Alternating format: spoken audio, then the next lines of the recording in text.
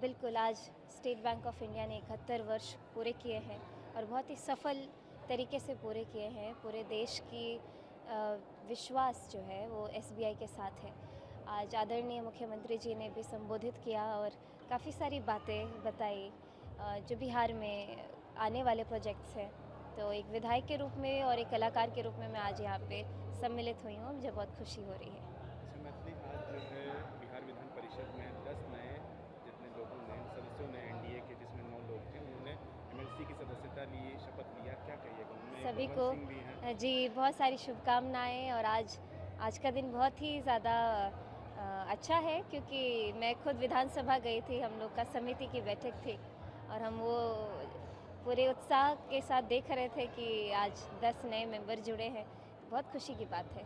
आप एक कलाकार हैं, पवन सिंह भी आज जो है सदस्य के तौर पे जो है शामिल हुए हैं। कितना कैसे देख रही हैं इसको? उनके लिए क्या हाँ, कहिएगा, एक्सपीरियंस क्या कहिएगा? पवन जी को बहुत सारी शुभकामनाएं। और अलग अलग फील्ड के लोग अगर राजनीति में जुड़ते हैं तो कुछ उनकी अलग खास बात होती है। कलाकार लोग थोड़े संवेदनशील होते हैं, हर एक मुद्दे को अलग गहराई से सोचते हैं, ये मेरा मानना है।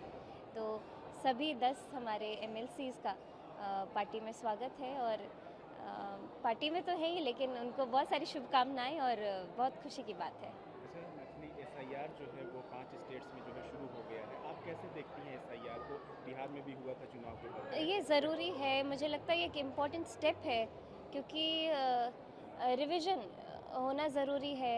बहुत सारे जब हम देखते हैं कि गैप के बाद डेटा को सुरक्षित रखना और ठोस डेटा रखना ये बहुत ज़रूरी है। तो एसआईआर समय समय पर होता रहता है और ये ज़रूरी भी है। अच्छा, यूनिफॉर्म सिविल कोड जो है कई स्टेट्स में जो है लागू करने की बातें हो रही हैं, बंगाल में भी देखा जा रहा है। आप कैसे देख रही हैं इसको? यूनिफॉर्म सिविल कोड तो बीजेपी के मैनिफेस्टो में था ही।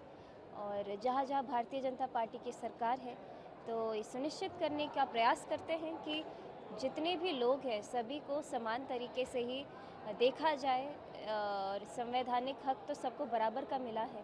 तो यूसीसी का लागू होना ये भी एक उपलब्धि है। सभी लोगों के लिए समान अधिकार, समान तरीके से जजमेंट, सब कुछ एक ही तराजू पे रख के किया जाएगा। मतलब ये बेहतर होगा अगर मुझे इसे लग रहा लागू है ये कर दिया बहुत जाए। बेहतर है और सभी को बराबरी का हक मिलता है और बराबरी के लॉ के साथ उनको जजमेंट मिलता है।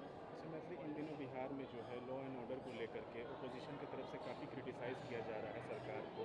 अभी जो है भरत तिवारी एनकाउंटर हुआ था आरा में, उसको लेकर के भी काफ़ी सवाल खड़े किए गए।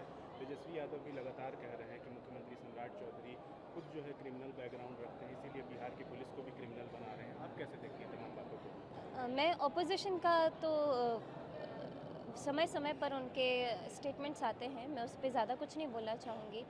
लॉ एंड ऑर्डर सख्त ज़रूर हुआ है। अब कोई भी अपराधी अपराध करने से डरता ज़रूर है। और मैं खुद अपने क्षेत्र अलीनगर के अंदर लॉ एंड ऑर्डर की सिचुएशन जो इम्प्रूव होते हुए मैंने देखा है। मेरे विधायक बनने के बाद जिस तरीके से तीनों थाना बिल्कुल टिप्स पे रहते हैं कि कभी भी कुछ ऐसा हुआ तो 24 घंटे में अरेस्ट हो, 24 घंटे में रिकवरी हो, ऐसी चीज़ें मैं खुद अपने नेतृत्व में भी करवा रही हूँ। तो मुझे ये मालूम है कि पुलिस बड़ी जागरूक तरीके से मेरे कॉन्स्टिट्यूंसी में काम कर रही है।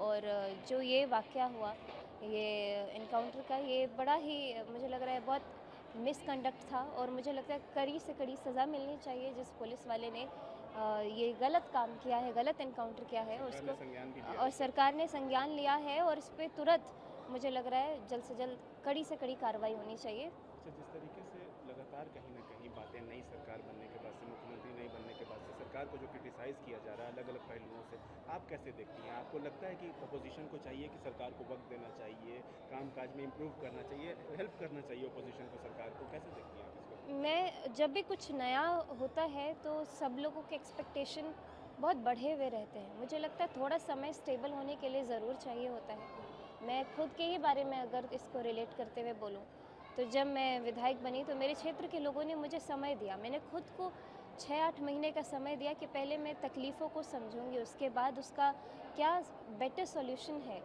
तो ये नहीं कि तुरंत तत्क्षणात ठीक ठाक कर दिलिए लेकिन ओकर बाद फिर से खराब, ऐसा नहीं। तो मुझे लगता है कि ऐसे चीफ मिनिस्टर के पास बहुत सारी जिम्मेदारियां होती है। थोड़ा समय देंगे, स्टेबिलिटी के साथ ऑलरेडी हमारे सीएम साहब इतने ज़्यादा रिगरस तरीके से काम कर रहे हैं, हम उनको काम करते हुए देखते हैं। तो मुझे पूरी उम्मीद है कि ऑपोजिशन का काम जो है, उनका बोलने का काम है, पॉइंट आउट करने का काम है। संविधान ने सबको हक दिया है बोलने का, तो लेकिन हम लोग अपना काम कर रहे हैं।